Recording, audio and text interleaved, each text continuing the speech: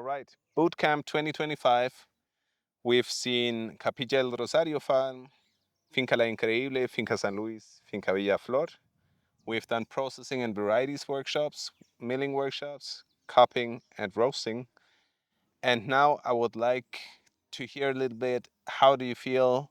How do you think that the bootcamp will impact you as a coffee professional? What will you take back home? Um, yeah, and how was the experience?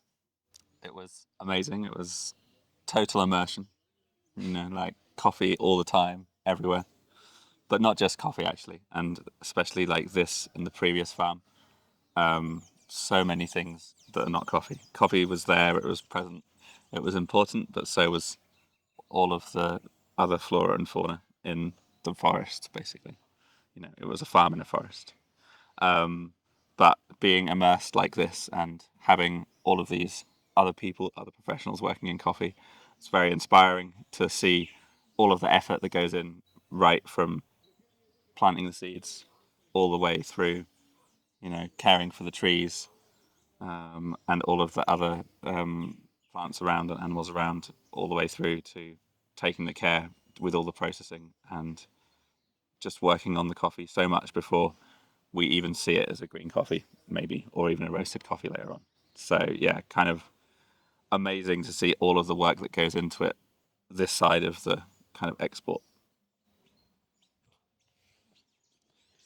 I come to this bootcamp with no Expectations? expectations, and I learned so much about coffee. And in my future life, and as a professional, I learned so much how you grow coffee and the culture behind the Colombians. They are so kind, so kind. Everyone, we walked here at this farm, and the neighbors gave us lemonade, some fruits, and we as coffee professionals, we work in a business. We have to make money, but it's more about, not all about money. We have a cafe or roastery. We bring people together. We talk together, and we need to learn so much more about coffee. And that's what I wanted to tell my guests, how coffee grows and how kind people are. And that's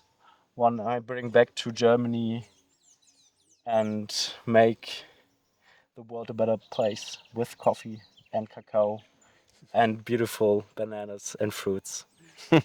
Yeah. Some like three things that you'd say that blew my mind.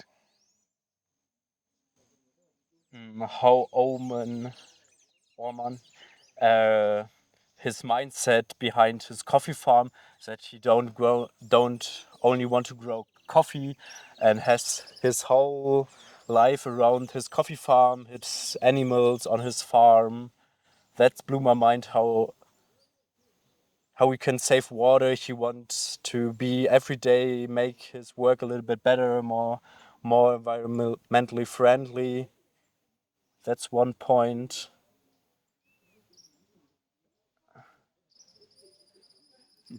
You will go on, and I will think. Sure. The sheer amount of work that goes into making coffee and the time that it takes. So, you plant the coffee seed, maybe it takes 6 to 9 months for that to grow into something you can then plant out. And then it's 2, maybe 3 years before you get like a good harvest. And that's assuming everything goes well. There isn't some crazy weather that completely destroys everything. There isn't some disease that destroys everything, or some other crazy thing that happens. So, like, how lucky are we to be able to consume coffee, given all of the things that are going on? I think that's kind of mind blowing. We just think of it. You order some coffee, it turns up on your door. You roast some coffee, everything's great. There's so much more to it. It's interesting how you can change the flavor of the coffee with the different processes. So you go to a German supermarket, and I guess there's only one variety, one process that you can buy everywhere. But coffee can so much offer. You can change the flavor in so much varieties, from milky to chocolatey, some floral notes, citrus, lime. sweetness. There's so much more than that we can pull out of coffee, and that, yeah. I think it's also kind of amazing that coffee in Colombia is so kind of fragile that we were talking about how much the pickers get paid and that it's really hard to find work. And that there was a mine opened nearby that paid double the salary that a coffee picker would earn. So naturally, if you were here and you could choose both of those roles, well, what would you do? You'd of course choose the one that gave you more money, because it's not a little bit more money; it's a massive amount of money, a life-changing amount of money by comparison. But there just isn't the, like, we complain about, oh, the C price going up, and coffee being slightly more expensive, but it's the livelihood of a lot of people here, the farm owners, the pickers, everyone involved in the processing. It all impacts, and yeah, it seems very fragile at the moment. Okay. Things of the workshops that you say that surprised me. I didn't know that, or I knew. About the parchment coffee, I worked in a roastery and only saw the green coffee beans and then how much volume it has and how much work it is to get the coffee to us, to Germany. That was very surprising. I know, oh yeah, that goes through ship or with the plane to Europe, and there's so much work in the coffee, that in so many hands, that make a good cup of coffee. I think the processing methods was kind of the biggest surprise that otherwise maybe you wouldn't see, because maybe you'd go to one farm or one place and you'd see a process and say that's how coffee is processed. But realizing that, all of the crazy differences between oxidation, fermentation, anaerobic, all of the different lengths of time, and how that's not just something you stick on a bag, because all coffee that's done in that way tastes the same that way at that farm, because of where it is, because of what the climate was like when that was processed, whether it was dry or whether it was moist, and the humidity was crazy because they were having a wet spell. It gives it a lot more meaning to have actually seen it.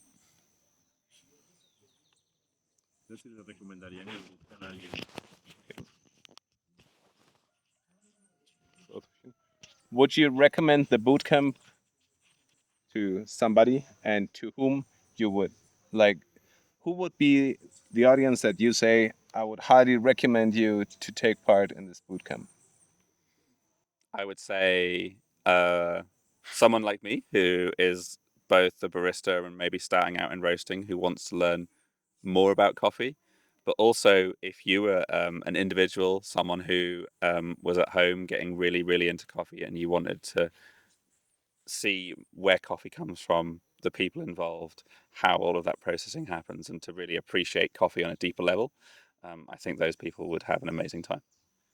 I think everyone should learn about coffee and do a coffee trip, not like this intense boot camp, like in a week with so much input. This is only not for geeks, but everyone who works in the coffee industry and makes money out of it and makes a daily living out of this coffee must learn how coffee is produced, how the how it's produced, and that he can tell his customers stories about the coffee, and that he teach his customers and educate them.